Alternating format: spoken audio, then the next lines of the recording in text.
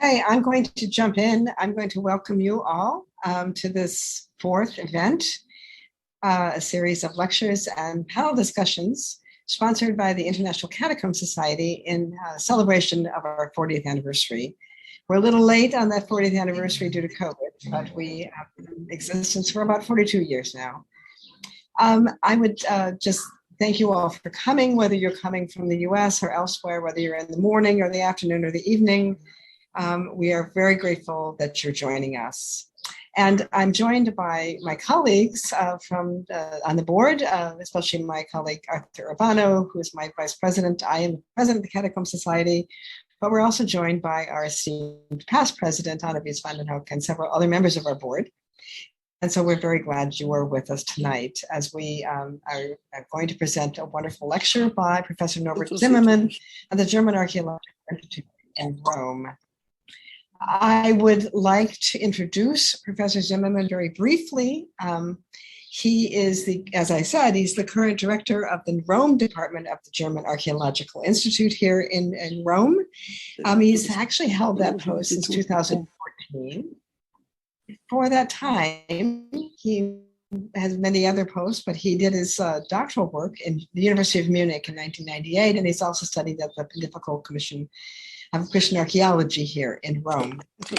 His major research has always been on wall paintings in late antiquity and the early Byzantine period, particularly in the Catacomb of Domitilla here in Rome, and also in Ephesus, the terraced houses of Ephesus. He's written a book on that latter, but perhaps most relevant to our evening tonight, he's pioneered a laser 3D technology process for studying burial chambers in the Catacomb of Domitilla. And so his lecture tonight is called Exploring the Catacombs of Rome, Old and New Research. I don't know what to do with this noise, but maybe we can hope. It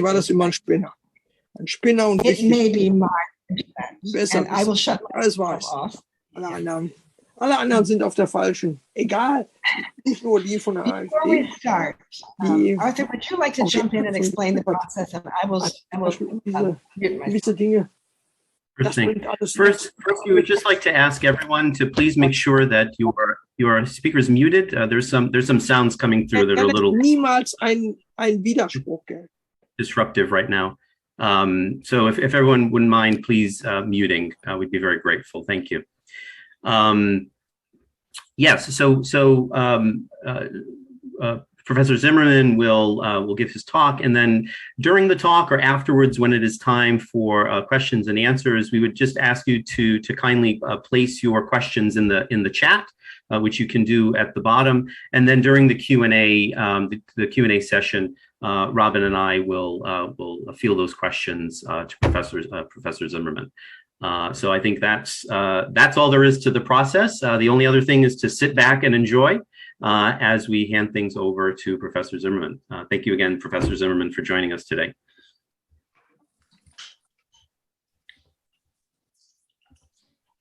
Yeah, thank you very much, Robin Jensen and Arthur Urbano and the International Catacomb Society. I'm very excited and very honored for the invitation to do this talk to you, and I will try my best to give some insight on the Roman catacombs and to entertain you tonight. In Rome it's night, it's already 7 in the evening. So as you are for over 40 years already experts of the Roman catacombs, sorry, I got a very high sound inside. Maybe I can see, for example, Fred Kleiner, who has not muted his microphone. Other ones, yeah, thank you very much. So as you are already experts of the catacombs, I will try anyway to give some new insights or some interpretations that may be interesting. The program for tonight is in 3 blocks, 1 and 2, maybe a bit faster, and the third one a bit longer.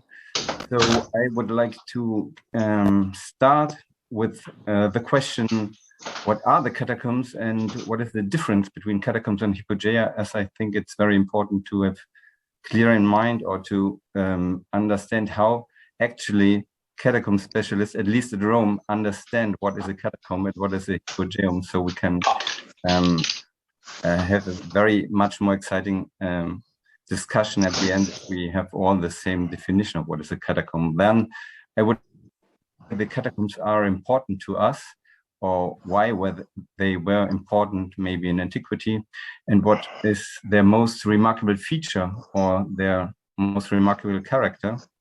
And in this third part, I would like to talk about actual research and new studies on the Randanini catacomb and the Domitila catacomb. And in both examples I choose, this is really never shown new research for you tonight. So I hope that will give some new insights.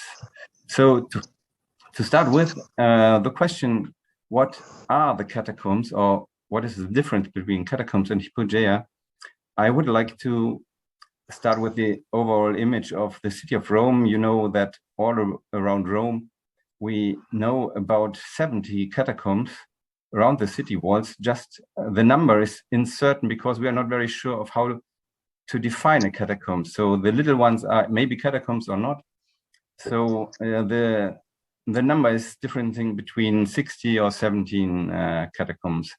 They were in use as cemeteries, mostly for the Christian communities, from about 200 AD to 400 AD. So for more or less 200 years, completely used for cemeteries. And then they're in use for the veneration of martyrs up to the 8th century or to the beginning Middle Ages, when the martyrs were brought inside of the city wall. Actually, we know about 115 kilometers of galleries, underground galleries of the catacombs. We know from the catacombs more than 40,000 inscriptions, mostly Christians, and we know about 400 paintings from the catacombs. And as you see, it's quite difficult to get the things in order in the catacombs if we have to do with catacombs like Domitilla. It's the most extended catacomb with more than 12 kilometers of gallery grids, underground gallery grids, and up to 4 different levels. So how can we get order? To see only the second floor is also helpfully. We see rectangular grids and different systems of excavated galleries. And if we go to the study of the very first starting original hypogea or little catacombs inside Domitilla, we see at least 5 or 6 centers of the very, very origin of the catacombs. And we are here in the beginning of the developing of catacombs, and we can introduce here the defining what a catacomb is, or when we can talk about a catacomb. So let's start with the first hypogeum that is in the area of the today Catacomb of Domitilla, one that you see right down with number 1, the hypogeum of Ampliatus.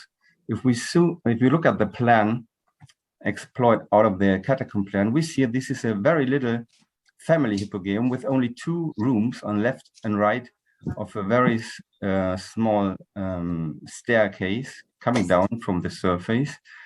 2 rooms, a double room on the right side, and 2, or then 3 on the left side. So no loculus outside the rooms. We have 2 very deep arcosols in each of these rooms, and this is what we would usually never call a catacomb. It's a hypogeum, a family hypogeum. This is existing under the earth.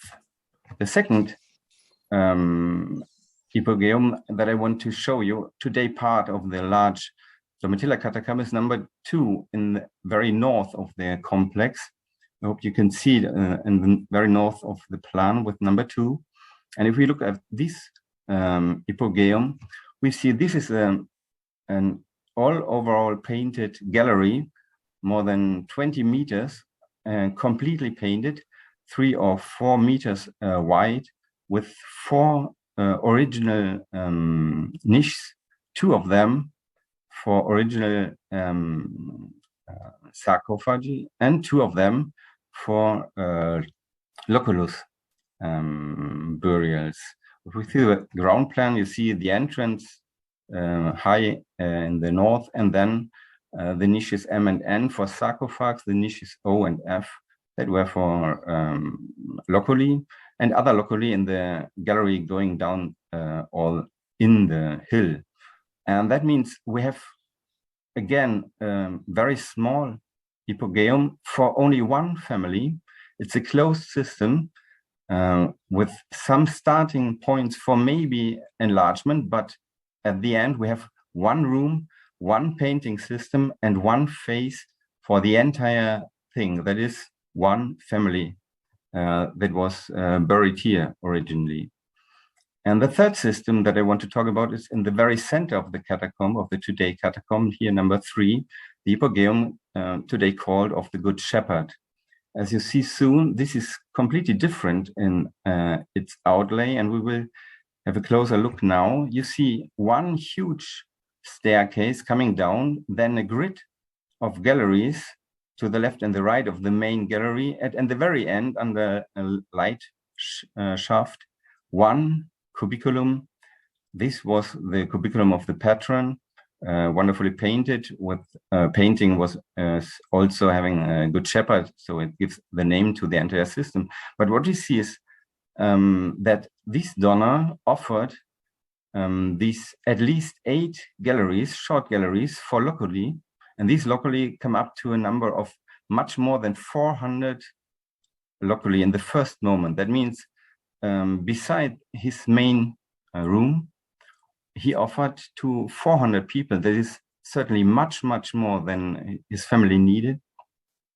So we can see for the first time what we should call a catacomb, a system that is on the one hand completely open to locally burials, that is the most poor way of burial, and that is on the other hand open to be enlarged in every direction. These maybe are the most important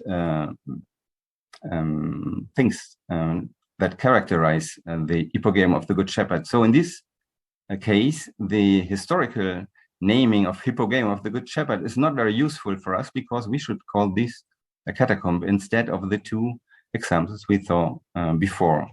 And if we now, without describing the other ones, the region of the Scalone of 1898, you see with one look that this is again a small catacomb without any cubiculum inside, so completely characterized by galleries for locally. And the hypogeum of the Flavia Aureli attached to the later basilica, it's always in the beginning, also in the beginning, characterized by galleries with locally, a little less organized than the region of Scalone and the hypogeum of the Good Shepherd, but at the end this is also a little catacomb. So what we can maybe characterize at first, the catacombs are open system for mostly localus galleries. So they were prepared for the most poor burial under the earth, and they're generally excavated or in fishbone or raster form. Fishbone, that means that we have the main gallery and left and right galleries that are opened, and the other type, as you know, maybe from Callisto, with 2 galleries on the left and right, and little galleries and rectangular galleries to the main galleries. So we know them from the first areas of San Callisto, of Priscilla, as you see in the middle, and Pamphile, for example. And we have very, very rectangular or very organized grids of galleries that are anyway open to be enlarged in any direction. So the first point is catacombs are very well distinguishable, even if not questioned ever if there were Christians or not Christians inside, but the character, what is very important to analyze, that is opened and full with locally.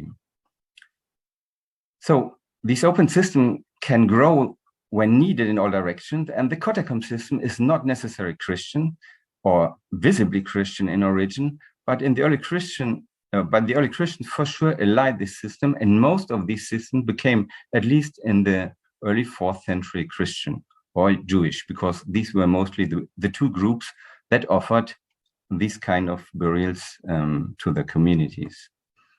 Then when we ask what is maybe the most remarkable feature or character of this catacomb, one thing that is for us over important today is that we can document here in the Christian catacombs the invention of Christian images in the West, in the Western art. So just to remind a very, very quick way through this invention of Christian art, you maybe all know the region called Area Prima of San Callisto, where we have beside the grid of the loculi also six cubicula called the chapels of the sacraments historically. And in these rooms, we have for the first time the appearance of Christian images in the Western art. And they were characterized very, very easily by the short way in which these Christian images show the Christian content. So usually a Christian story of the Bible is bound in an image, like a photograph of one scene. So Christ doing a miracle, or Christ actioning a miracle, or even like the prophet Daniel between the lines, and so on. So in one very, very simple image, we see the content bound. And the specific of these first images is that they differ a little in the later standardized way. This iconography is then used or on the sarcophags or even in the early Christian churches when they appear for the first time. So one good example is, for example, on the left side, the sacrifice of Abraham. You see both Abraham and his son Isaac with extended arms like prayers. You see all what is important to identify them. You see a sheep, you see the altar and some wood already for the offering. And on the right side, you see this later standardized form that is a little different, but will be then the form that we will always recognize without any question for the next, let's say, 1,000 years or even until today. So without any question. Another very good example for this first step, where we seem to be part of the invention of the artist who makes this image for the first time, is the rising of Lazarus, very well known. I guess most of you know this scene. On the left side, you see Lazarus in his ediculum, in this grave, and he's walking out because Christ is rising his hand. This is the gesture of calling him out of his grave as the text wanted. And the later form is on the right side, the standardized form with Christ, a little bit bigger, and he has this virga that is not part of the biblical text, but he's touching the little Lazarus so he can come out of his grave. He's not walking out, but he's in the form that is maybe the most significant form for the burial, for the ones who are buried in the catacombs, because they were looking quite in the same way. So this is very natural to represent Lazarus in the same way as one is buried in the catacombs as the one who lies there wishes to be rising to rise like Lazarus on the last day. So when we then have a look on the groups of developed iconography, we have mostly 3 scenes that were integrated from traditional Roman iconography, and a group of 30 newly invented Christian scenes, mostly of biblical content. 12 come from the Old Testament and 10 scenes come from the New Testament. other 8 Christian scenes were also added later. I will just go straight away through these scenes. You know them all. The most represented scene is probably the Good Shepherd, that is already existing in the pagan art, not as a good shepherd, but as a shepherd.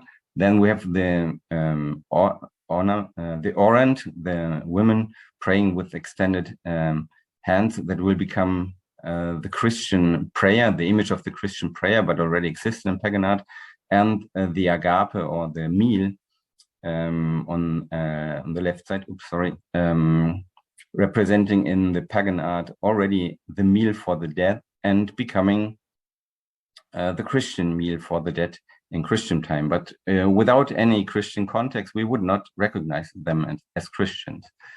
Instead, the sample of some of the scenes from the Old Testament that were developed in the catacombs, Noah and the ark.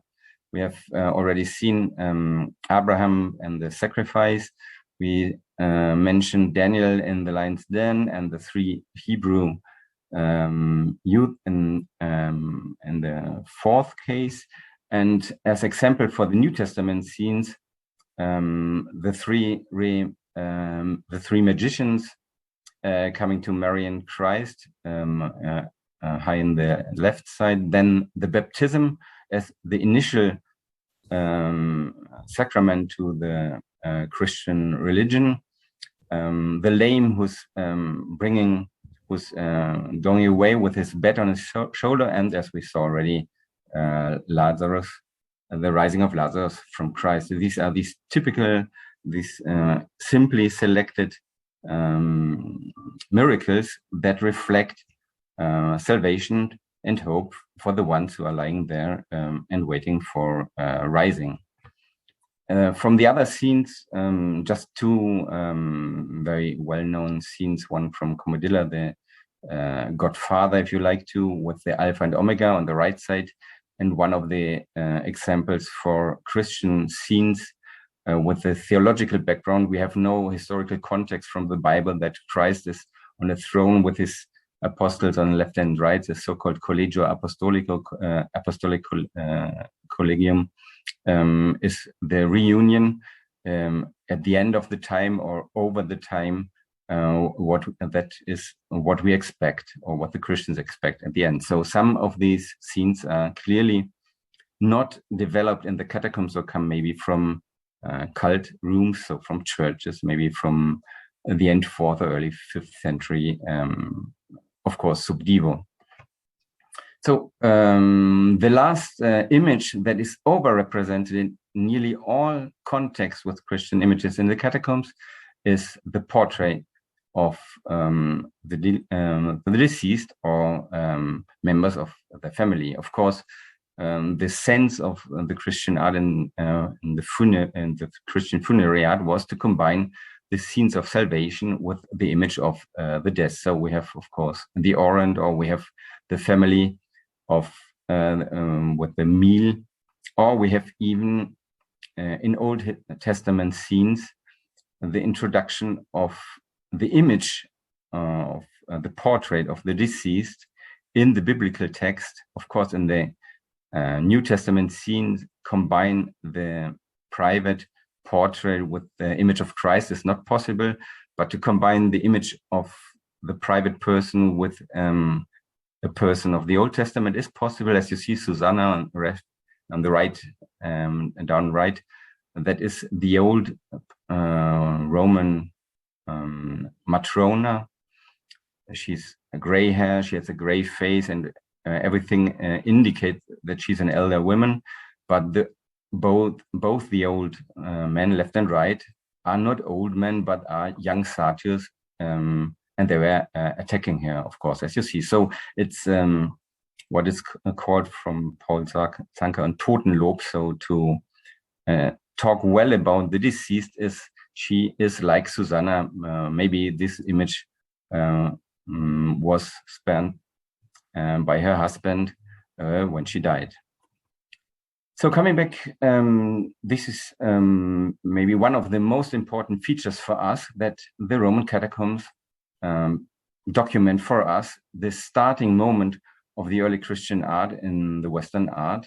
Not that it's impossible that in other buildings or other contexts also Christian art started, but for us it's the first time, and we are with the catacomb paintings two good generations before the sarcophags, so we can really document it in the 3rd century, the starting moment.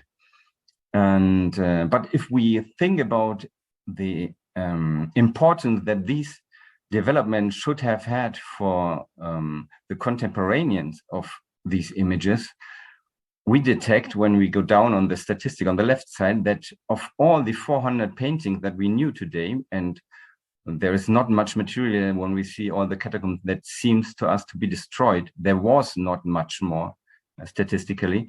We count not more than 2 paintings every year. That means 2 times every year an owner of a cubiculum or of an arcosol searched for an artist or a fossor who was able to paint these images around him. So this is very an insignificant number. And for us, maybe the paintings are very important, but for the ancient, for sure, catacomb painting was completely not important at all. So when we search for the most important feature of the Roman catacombs, we should ask the statistic again and should look what is the most important characterizing thing of the catacombs. And there is absolutely no question that this is that the catacombs offer the space for the burials of the poor. If we look at these early fishbone or raster-form systems that we saw, and we count the locally offered here, we arrive at huge numbers. For Callisto, we are around in the second enlargement with the 6 cubicula on the right side. That means they were already quite deep. We have numbers like 900 locally. If we go to Priscilla, we are over 900. If we go to Pamphilo, we have always numbers that are really high. And as I said, if you go in the catacombs and you look at them archaeologically, this is without any doubt the most important feature, that we have these long regular galleries with the simplest way of burial places left and right, these locally for poor.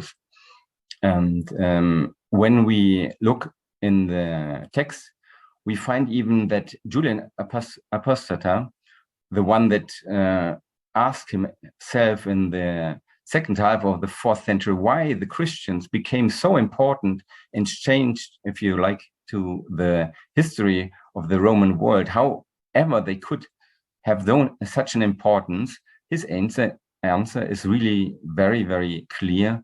It's the care for the poor, and especially he mentioned the care for the burials of the poor. And from the Apostolic Constitution, we know that it's the bishop who has to pay for everyone in his community. So also for the poor, he has to pay for the grave, for the excavator, that is the fossor, and for the closing system. So that would be or a slab from laterizio or even from marble, even the slab that closes the tomb. So all is done from the bishop.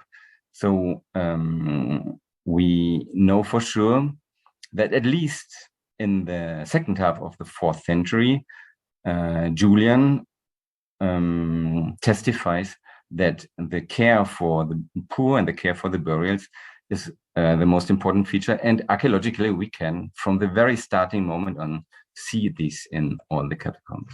And we can see, for example, in Marcellino Pietro, in the first region X, the very starting point in the first half of the 3rd century, what you see is a grid of galleries without any cubiculum. That means in the first moment that it was created, this little catacomb, there were no tomb for richer ones. The same happens in Praetestatum.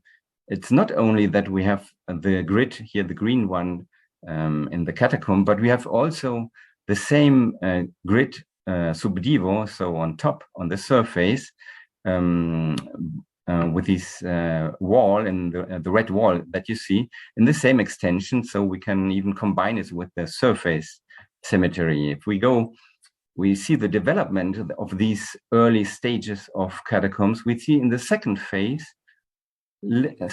slowly arriving burials for richer ones. In Callisto, you see deeper the galleries became. We have in the first group 3 or 5 cubicula, and then around 260 on the right side, the 6 so-called chapels of the sacraments, and some other cubicula, probably one even for the Roman bishops at that time. If we go, oops, sorry, I have to be early, I didn't take care. Yeah, if we go now to the Catacomb of Pietro that I showed already, so the region X now in the red rectangular, you see when the first cubicula arrive, they seal on the right side to the ground of the cemetery of the soldiers of the imperial court.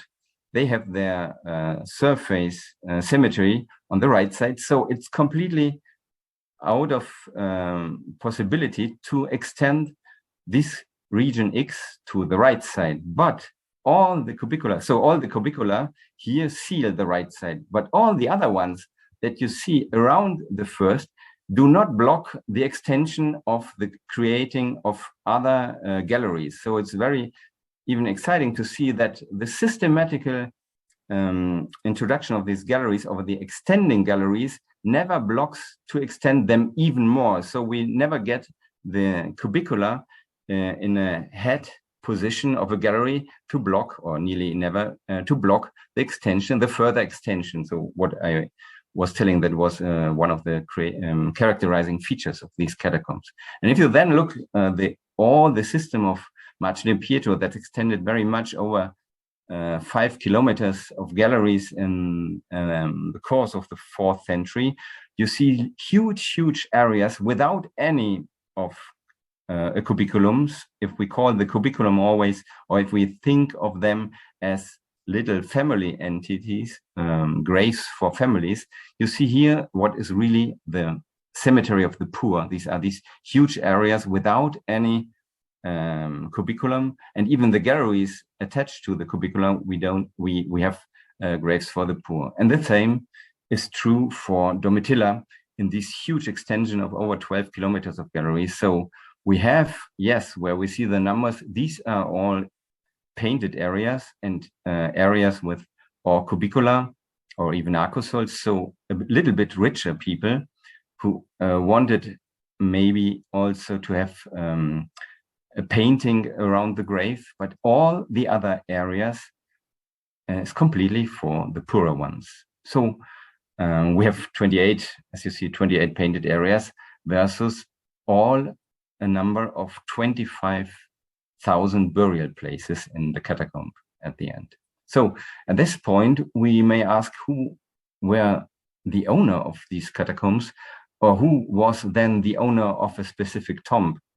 The first question is not so easy to give, and maybe even doubtful for someone, but the first question is quite easy as far as we have good documentation in the inscriptions. So the inscription in the catacomb themselves, the inscriptions in situ. I will just go through some of them.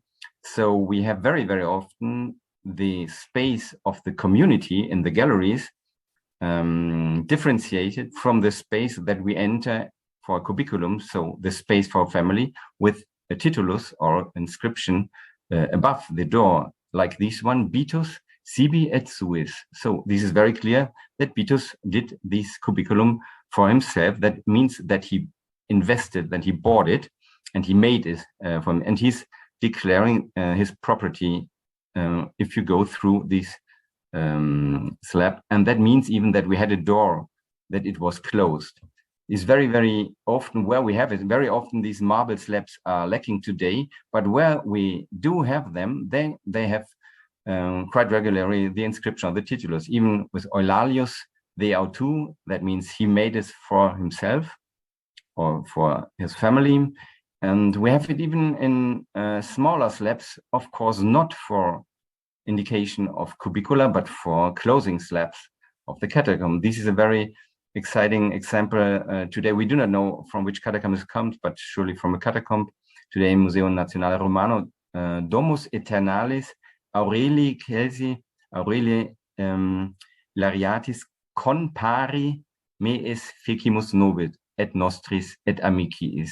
I don't want to read it all and to read it, but the important thing is that it was bought for themselves, fecimus nobis, for themselves, for them, and for his friends of the ones and the names were in, and it's for an accusolium, and the accusolium, not only the accusolium, but also the wall around the accusolium, and this is the normal situation of the painting of an accusolium. It's not just the arch, or but it's also the portion of the wall. So we can even take the painting in that case as the indication of property when we have an arcosol in the catacomb. Other ones, just to mention two, the ones I underlined here, Marcus Antonius Restitutus fecit hypogeo sibi et suis. That means even the indication of an hypogeo, that is in that specific case a cubiculum, sibi et suis fecit. That means that he's organizing it. That means it's his property. He bought it. And even the last one on on the page, parentes filio mercurio fecerunt. That means that they made it. That means that they pay for it, of course. And some paintings have the same inside the inscription, Januarius conjuge fecit. That means that his wife died, and Januarius made the tomb with this very nice orante around the loculus where he buried his wife, of course. So in these cases, we have no question that the owners signed their graves in the catacombs, and we have even no doubt that they were Christians from the content of their inscriptions. So where are these poor that were mentioned in the apostolic constitutions, or do we find them and do we see them? And yes, we do. Of course, nobody signs his grave with the indication, sorry, I was so poor that I had to have a grave as a gift from the bishop. Of course, this will never appear. But what we see are very, very similar indications without the indication of fecerunt, of compari or conpari, or of this indication of ownership. So, for example, left on the right, on the right, loco florenti et justus in pace. This is only a graffito on the white plaster, or even much, much more often, a Christogram with alpha and omega, with a very simple scratching in the mortar, or even left downside gaudiosa in pace and then a hero. These are these very, very poor indications. That means when the fossor was closing the grave, someone who knew the name of the one who was in the grave could be written without any indication that it was paid, but at least with a Christian symbol. Very, very often we don't have any name, but we have symbols like a Christogram on the left and up, or even a palm right downstairs, or a cross, things like that. These are these very typical, very, very poor indicators that at least in the moment of closing the grave, it was done in the Christian way. Some other examples for this behavior: deposita tertio nonas Julias amantia. That is the indication of the date. Then deposita, of course, is the indication that it will not rest there forever. So they hope to come out there for the last day, on the last day, and then the name Amancia. And the last example down is another one with Christogram and alpha and omega. So we have very clear indications for this behavior of the poor ones who couldn't pay for them. On the one side, the one who say expressively, I paid for it, I let it made, and I bought it. On the other side, the ones who do not indicate this. And I think we have a very, very good possibility to differentiate between these two. So the catacombs are the cemeteries for the poor, and mostly they were organized by the Christians. This is maybe for someone a bit strong, but at least in the 4th century, these huge cemeteries with these character of catacombs mostly are in the hand of Christians, are mostly identified by the inscriptions as for Christian burials. Not that there were no indications for others, but mostly they were, when they became Christian cemeteries, and they became even in some cases Jewish cemeteries, or they extend in a Jewish character, as we will see. So this is, from my point of view, these are two important blocks that we can even discuss it, but I think these are very, very good. It's a very good basis for the understanding of what is happening in the Roman catacombs. We do have similar cemeteries in North Africa, for example. We do have them in cities that were not built today. They were not under modern architecture.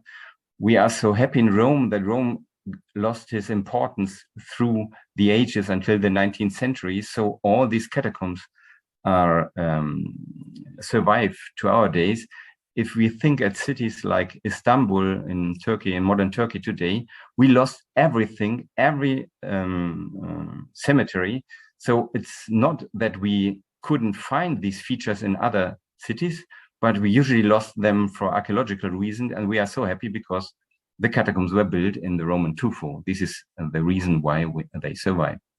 So I will switch now to some examples of the actual research. And I want to give, as I said here, still three. I will choose two examples of the actual work of the Pontificia Commissione of Archaeologia Sacra. This is the Vatican organ that is administering today the catacombs, and they are doing a fantastic job. They were administering all the catacombs, controlling them, checking them, and doing by themselves research. They were restoring paintings, restoring and excavating parts of the catacombs. And two very, very important examples I want to show very, very briefly. The first one is very exciting, about 10 or maybe 12 years ago now.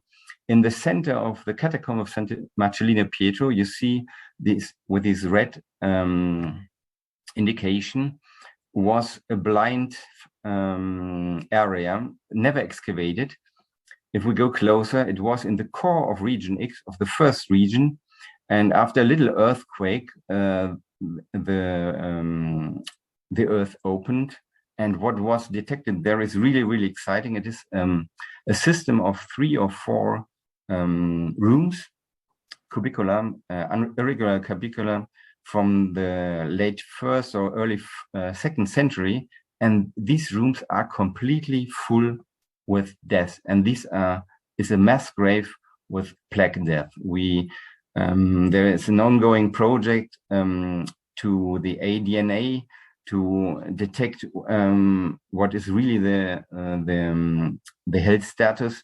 These are mostly adults, very, very few children only, but it's completely what was completely ignorant up to 15 years ago or something like that. And it's in the center of the catacomb. And the very, very exciting thing is that it was closed when the catacomb was built around, and it got a Christian legend, and it was part of the Christian veneration of the catacomb. The Christians were aware of these mass graves, and the early medieval legend depicted in a very, very interesting image on the slab on the wall that is closing the wall of these graves, shows the 2 saints of the catacomb, Marcellino and Pietro, with the box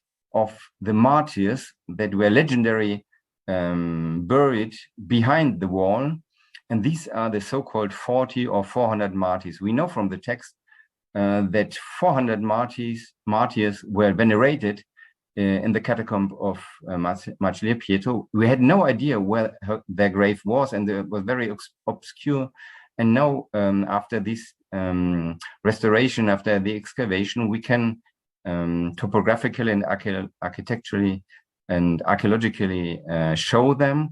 And we can even show that these graves were elder than the catacomb, elder than the Christian representation, but they were inserted in the Christian pilgrimage way inside the catacomb and even inside the Christian veneration. This is very, very interesting new find or new archaeological detection of the pontifical of the commission. The second thing I want to, or the second example that I want to show, what is really, really very exciting. Actually, they apply restoration system with laser light. Laser light is like hammering with light, and surfaces that were covered with dirt or with concretions can be restored with this kind of technique. And maybe you know from Wilpert from 1903 from his publication, these very badly visible two portions of a loculus wall, and this was restored recently by laser light, and you see this beautifully visible loculus wall. On the right side you see now Christ rising Lazarus, the most significant miracle, of course, and on top, above them, like we saw in the inscription Compareticulum Suum, with the wall portion above, the portrait of the deceased, and left and right the patrons, that is St. Peter and St. Paul, and maybe the husband and the son of the deceased woman in the center. So very, very exciting example of how painting is like prayer, and how the prayer in the Christian way goes around the area where the buried person was buried at the end. So it's like a permanent prayer around the graves. And with these example of the ongoing research of the officials of the Vatican, I want to switch to two projects that we were able, with their control and under their commission, in the last times. And I want to show two new studies, at least in a very, very short way, two new studies on the Radanini catacomb. This is a Jewish catacomb, and on Domitila catacomb, where we're doing research since a couple of years already. So we were covered for the Domitila project since 2006, from the start project of the Austrian Science Fund. And we brought this project 2014 to the German Archeological Institute, where it's called now Collective Burials in Rome, from late Republic to late antiquity. And what we knew when we came 2017 to the Jewish catacomb of Vigna Radanini was every one of you already know. It's a very small, a bit confusing catacomb. We have 14 cubicula, 4 of them were painted with very interesting paintings. We have very curious wider galleries up to 3 or 4 meters wide. We have not regularly light walls, and these were originally probably water systems. We have only here, in all Jewish catacombs of Rome, only here the Jewish grave type called Kokim. And we have this funny, not regularly system, as you see. We applied here for the first time the 3D laser scanning, what is a very, very strong and very useful tool, as you may imagine, because for the first time we have not only a plan, but we get a 3D idea of the entire catacomb. We can measure the tufo brought out, we can see the high, we can see the deep, and we can analyze the development afterwards in computer animation in the 3D model that you can see beautifully here. So the first insight was, of course, the high of the catacomb, because it was already distributed on 3 different layers. That was not so clear from the older plans to us from that moment. We could even follow the excavation direction of the fossors. This was even a very important tool. And so it was possible doing an architectural master thesis of Eva Kotzmann that I want to thank her very, very much, because she allowed me to show for the first time her plan and her images. We can now identify the 4 developed phases of this at the end, little Jewish catacomb. The catacomb starts with a pagan family hypogeum with only 7 cubicula. The now called area B has a staircase of its own and opens to only these 7 cubicula, as you can see. This is an independent small family hypogeo. And in a second moment, at the east of these, of the southeast, a second small cemetery, underground cemetery hypogeum is excavated with an entrance of its own, with an own staircase. This is the so-called region A. It has no direct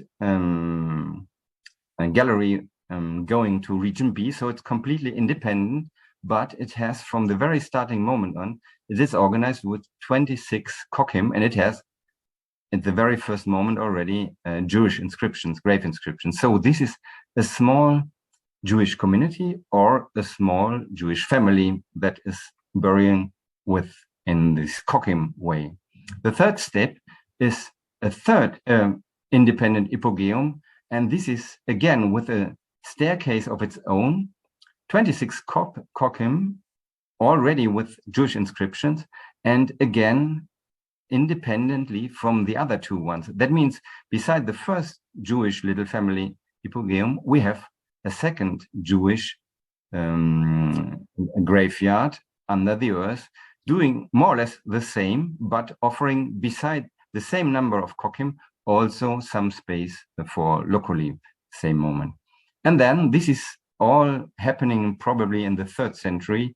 Then only in the 4th step, we extend using an elder water system probably, or searching elder water system that leads to this very funny irregular gallery that you see here. All the yellow galleries were connected in the 4th step to the other side of Via Appia Antica.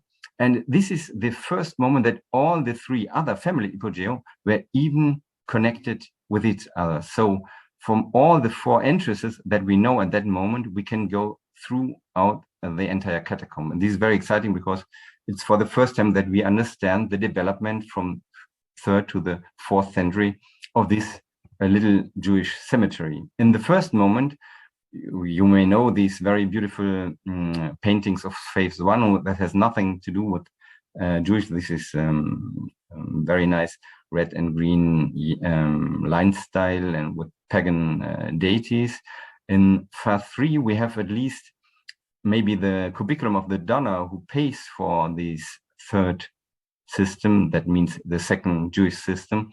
We have at least palms in the angles of this cubiculum that you see left up in the center with phase 3. But in the very last phase, phase 4, we have the first painting, really Jewish painting, with the menorah in the center of one of the cubiculum. The exciting thing is that we could even count out now all the tombs, and we have the statistic of the entire catacomb. We know that all the galleries are about 730 meters. We know that all the tombs together is a number of 1,737 tombs, at least the ones we can see actually. And we can distribute them now. We know that 1,518 and something are locally. 65 of them are kokim and 83 of them are archosols. So what we would think in our minds, maybe mostly characterizing the Jewish character, is present only in 4% of all the graves that we took as characterizing. We can even show the statistic distributed per regions. It was very nicely visible that region E, DE, mostly E, and everything after E is the one that is really getting a little catacomb. So the region A, region D are the one with the kokim. And we can even count out by age. So we know 74 persons, so maybe 3/4 of all the tombs are for children, are for adults, and around 1/4 are for children. We can even count secondary burials because they were put in irregularly. And this is also very, very interesting because it's quite the other way. We have 77% of all secondary tombs for children, and of course then 23% for adults, as maybe should be expected in a cemetery, in a normal cemetery of that. So we can even show these for region. I will not go deeper inside in these statistics now, but what is clear, if we work in this way and if we have as a documentation basis 3D model, and we have this kind of documentation, we know the surface, we know the excavated tufo, and we are getting a completely new vision of Randanini catacomb and of the group, let's say, of the becoming Jewish group that is burying in these little Randanini catacomb. And saying that, I want to conclude with some very exciting remarks on the Domitilla catacomb. Turning back to a Christian example, as maybe you knew, we started in 2006 with laser staining of the entire catacomb. We built a 3D model of the entire catacomb of the 4 levels of the catacomb, and we know this catacomb quite well now in a statistical way. So we know we are about 12 kilometers. We have about 12 kilometers of galleries. We know how large they are. We know that we have 26 stairways. 26 stairways, that means 15 of them come down from the surface. Of course, to get inside, you don't have to go long away, the only staircase that you go to today, but you have a very close connected staircase. We know that there's a system of 39 lucernari that is they are bringing also the air downstairs, not only light, and these are the shafts, the transport shafts, of course. We then have the number of the cubicula and the arcosols and a group of 26,000 tombs and some more of these tombs. And the exciting thing was we were firstly concentrated completely on the underground, but we got the opportunity to do the 3D scanning from 2021 on, also of the first surface. You see here how we were working. These are the points where we worked. We could extend the 3D model and connect it, of course, directly to the catacomb. So we had at the end not only the model of the entire catacomb, but connected to the surface. As you see here, these are the actual buildings and some of the galleries connected here. And what we got aware at that moment, because it was a vivaio, is the Italian word, it was 20 years ago, still covered with a garden, and we couldn't have access to the surface of the catacomb. That was that it got possible now to apply even geophysical methods to see the surface.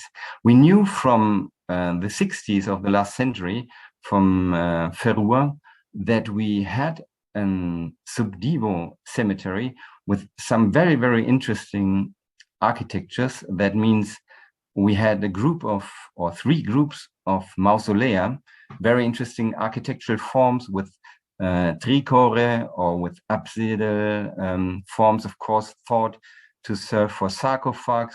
And as Ferrua was not very ordered in his excavation, or it's not his fault, but he did single excavation and put them in a plan, but the plan was not as exact as to show what we then could see for the first time. These are the 3 groups of mausolea put here in with the north upside.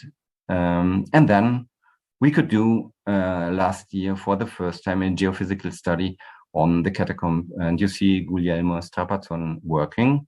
He did also the plans and the images that I show. This is from Google Earth mapped with what we found.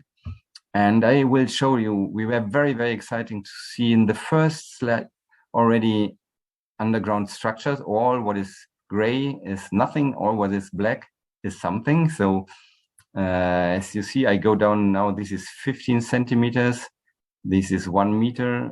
This is 1 meter 50 and 2 meters. So you probably saw already going down the structures.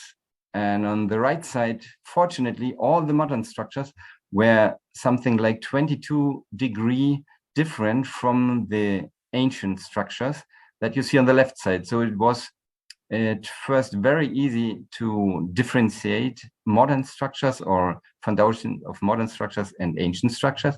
And what is interesting now, of course, for us is what you see on the left side and everything what is in green, the walls. And we could identify and locate for the first time geophysically on the top of the catacomb, the mausoleum. You see on the left side, mausoleum A, very beautiful mausoleum with the cellar tricora. The group of mausoleum B, C, D, E on top of the catacomb is this very, very exciting form. D was completely probably destroyed excavating it, but you see at least the shadow of the foundation. And then the group F, G, Aka, H, I. And this is also very exciting. As you see, H was only visible with a 1 apse, but we have a building crucial form with probably 2 apses left and right, and the niche, the central niche. So what Ferrua excavated in the 60s could be for the first time alienated with a catacomb. And the first thing that was so exciting for us, that all the structures, that means all the walls that are around spaces with graves on top of the catacomb are in a rectangular grid. And then all mausoleum are in the same rectangular grid. And this one cemetery, as you see, in a measure system, in a rectangular service system. And the second thing, combining this with the catacomb, was even more exciting, because the measuring system of the catacomb and the Subdevo cemetery is the same. And this was not so clear visible. Some expected this, of course, or we expected anyhow, but we see for the first time that we can now combine the cemetery Subdevo and the cemetery under the earth. And that means that we can discuss how it was administered. If we think now that every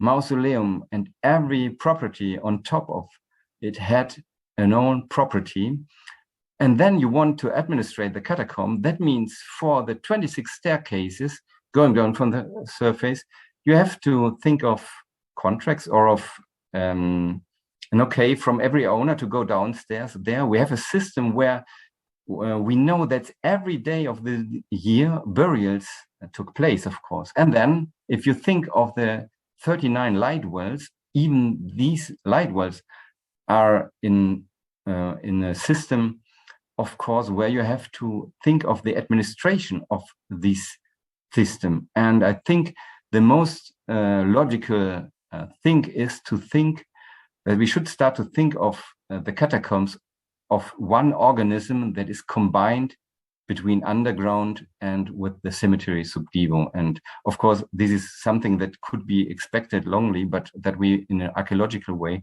see here now for the first time. And that reopens, I think, in a certain way, all the questions on ownership of the catacombs and of the graves and of who could be the owner. And I guess this will even be a good point for further discussion. And thank you very much for your attention, and thank you from Rome.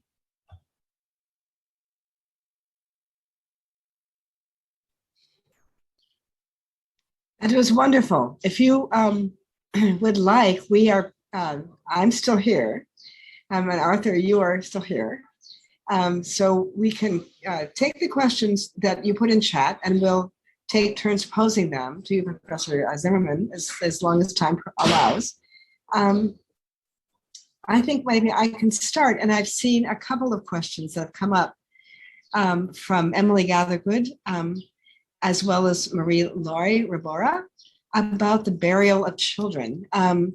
So could you take a little bit more time to explain the percentages of child burials, maybe in the Vigna Rondinini on one hand, and maybe the other Christian catacombs on the other. Is there a significant difference between the two? And what is the age range of the children? Are they newborns? Are they neonates? Do we have any information or sense of that?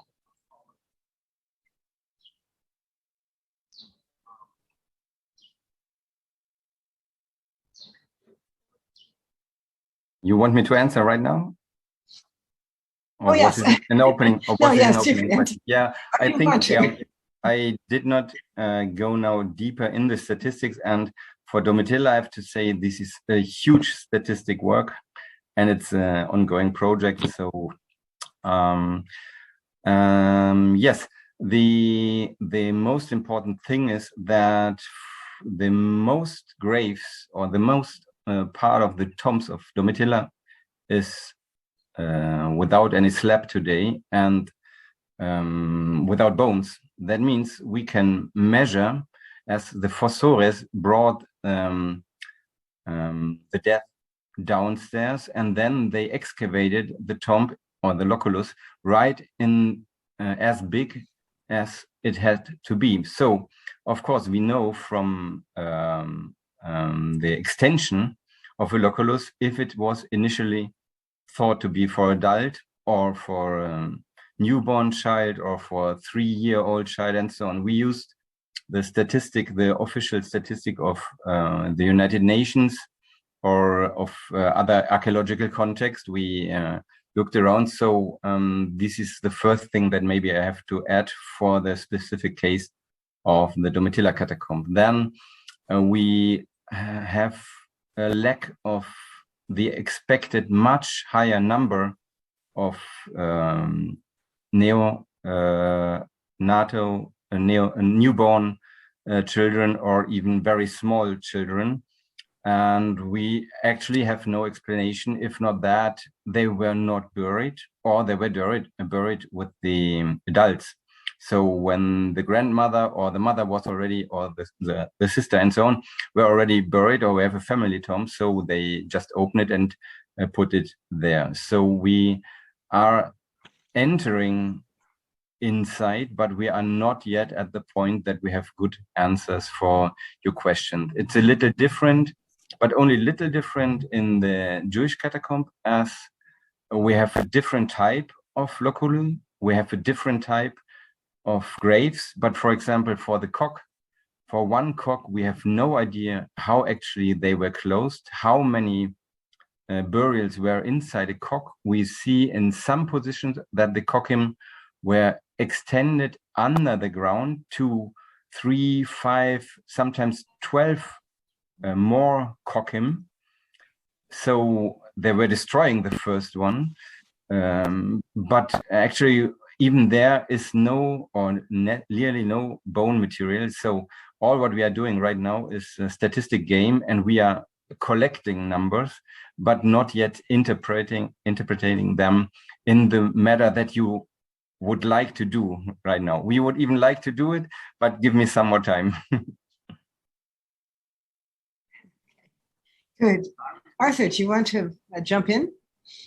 Yeah, so we have another question also from Emily, asking how might the catacombs contribute to discussion of parting of the ways, or the ways that never parted, the relationship between Jews and Christians. And she also asks, when you refer to Christian burials, are you assuming Gentile Christians?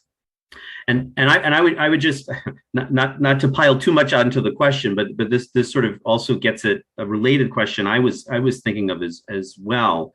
Of course, the late 2nd, early 3rd century, even into the 4th century, and beyond that, of course, but especially in this earliest period when, there are whole bunches of different types of people identifying as Christian, and especially in Rome. So, to go along with that, is there, how do we know, or can we ever know, are we dealing with sectarian, or what kinds of Christians we're dealing with in the catacombs? So I know those are two big questions, but whatever you could give us on those. Yeah, thank you very much.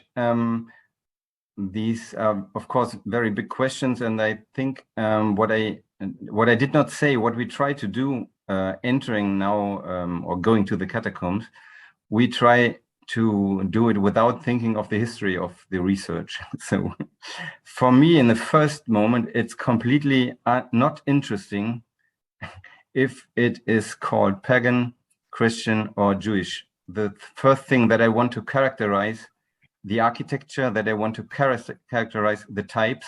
Of course, I'm interested then in the nature of the images, in the nature of the inscriptions, and so on. But I don't see, this is an interest of our own and of our times, but I don't see that it's major interest of the ancient time. The Jewish community is officially allowed, and they are, of course, officially allowed to have graves or cemeteries. The Christians in the 3rd century or up to Constantine, are officially enemies of the imperium. So the bishop is an enemy officially, not always under pressure or not always under direct pressure, but at the end, we have to think of a different juridical way for their cemeteries. I think for Callisto, of course, we can be quite sure that it's in the hand of the Christian community in other ways, but officially, of course, the bishop must have acted as a private person in that case. I don't see officially a very different way to get in. So if we differentiate for the Good Shepherd, for example, if you know what I mean, that this was a private owner and it was different from the ones that excavated San Callisto. From my point of view, there is no difference, because anyway, the officially owner must have been a private person in front of the Roman official system, for those to say. But these are my thoughts. Maybe I'm of course not an early Christian historian. I'm not a Jewish historian, and I know that has much been written, and there will be much discussion. But from the structure, I think if you are doing archaeology and you are going inside from the archaeological structure, it helps very, very much to go first inside and then to characterize. And they are very, very close. The Jewish systems are very close to the Christian ones because they are doing the same thing. They offer for all members of the community tombs. And this is quite the same thing why catacombs exist. If then you call it hypogea, everything happens what you want to happen, because it's private groups. We don't have catacombs for, or nearly we don't have them for groups of workers of a special, I don't know, for Berufsgruppen, sorry, the English term would be who works in the same field, or collegia, for example. We don't know them. So that means we don't have them. We don't have inscriptions for them. The two groups that do catacombs are Christians and Jews, because they take care without paying. This is the revolution. Why get the Christians so important? They offer gratis the burial. This is my point of view. And this is what you see if you go down in the catacombs. You see these huge spaces for burials for the poor one. Thank you.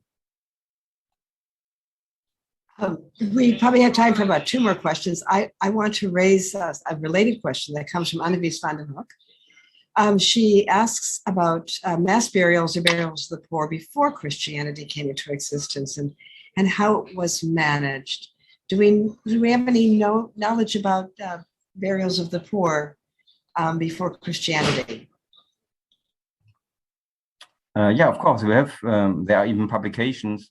We know that they were thrown away. We know there are fields around Rome, and why I choose from the very new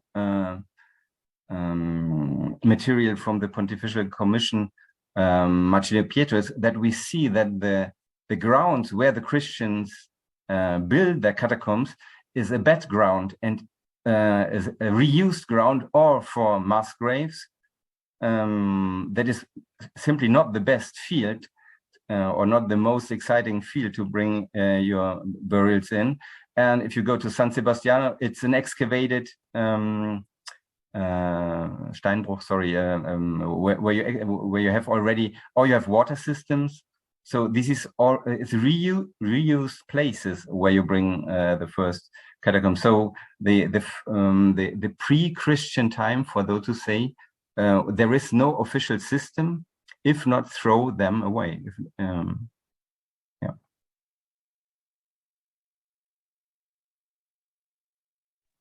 Thank you. Arthur, you want to take the last question? Yes. Let's see.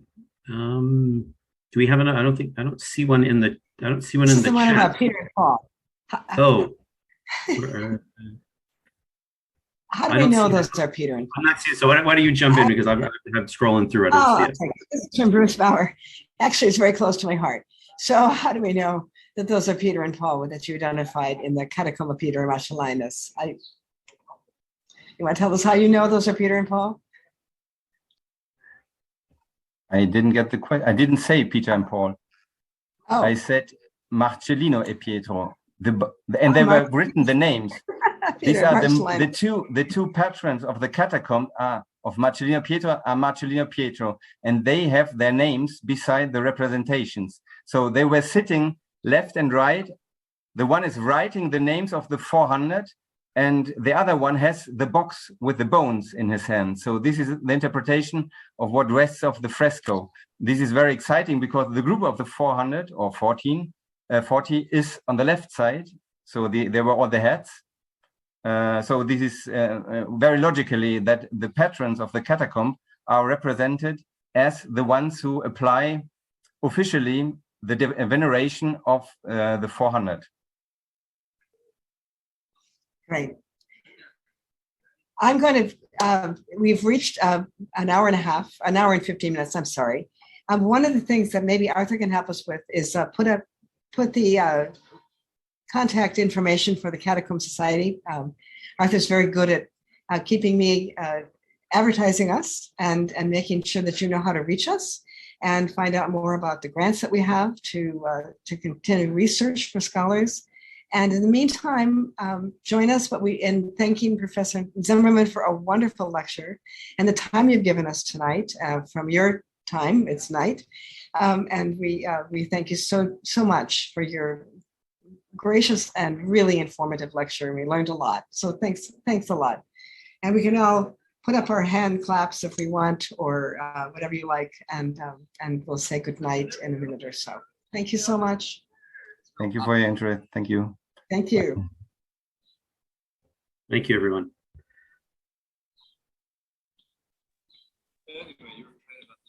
Bye-bye. Thank you. Take care.